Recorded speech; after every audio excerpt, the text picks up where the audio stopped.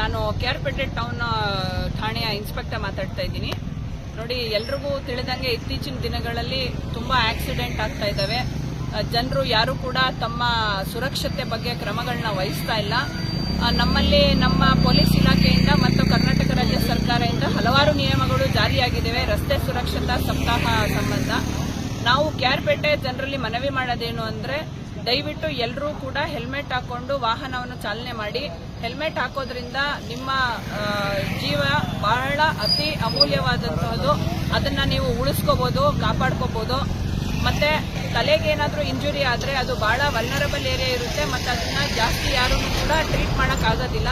ಹಾಗಾಗಿ ನಾವೆಲ್ಲರಲ್ಲೂ ಮನವಿ ಮಾಡೋದೇನು ಅಂತಂದ್ರೆ, ಹೆಲ್ಮೆಟ್ ಹಾಕೊಂಡು ಚಾಲನೆ ಮಾಡಿ. ಮೊಬೈಲ್ ಯೂಸ್ ಮಾಡ್ತಾ ಚಾಲನೆ ಮಾಡಬೇಡಿ ಗಾಡಿಗಳನ್ನ. ಮತ್ತೆ ಮಕ್ಕಳಿಗೆ ಯಾರು ಕೂಡ ಗಾಡಿಗಳನ್ನ ಚಾಲನೆ ಮಾಡಕ್ಕೆ ಕೊಡಬೇಡಿ.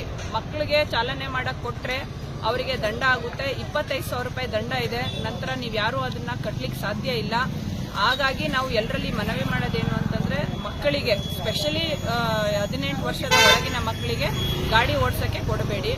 ಇನ್ಮೇಲಿಂದ ಮೊದಲಿಂದನೂ ಕೂಡ ನಾವು ಹೇಳಿದ್ದೀವಿ, ಕೆಆರ್ಪೇಟೆನಲ್ಲಿ ಹೆಲ್ಮೆಟ್ ಕಡ್ಡಾಯವಾಗಿ ಹಾಕಲೇಬೇಕು ಅಂತ. ನಾವು ಈ ರಸ್ತೆ ಸುರಕ್ಷತಾ ಸಪ್ತಾಹ ವತಿಯಿಂದ ನಾವು ಎಲ್ರಿಗೂ ಹೇಳೋದೇನು ಅಂದ್ರೆ, ಇನ್ನು ಮುಂದೆ ಎಲ್ಲರೂ ಕಡ್ಡಾಯವಾಗಿ ಹೆಲ್ಮೆಟ್ ಹಾಕಿ. ಯಾರು ಹೆಲ್ಮೆಟ್ ಹಾಕಲ್ವೋ ಅವರಿಗೆ ನಿಯಮಾನುಸಾರ ನಾವು ದಂಡನ ವಿಧಿಸ್ತಾ ಇದೀವಿ. ಈಗಾಗಲೇ ನಾವು ಸುಮಾರು 1 ವಾರದಿಂದ ಅದನ್ನ ಚಾಲನೆ ಮಾಡಿದೀವಿ.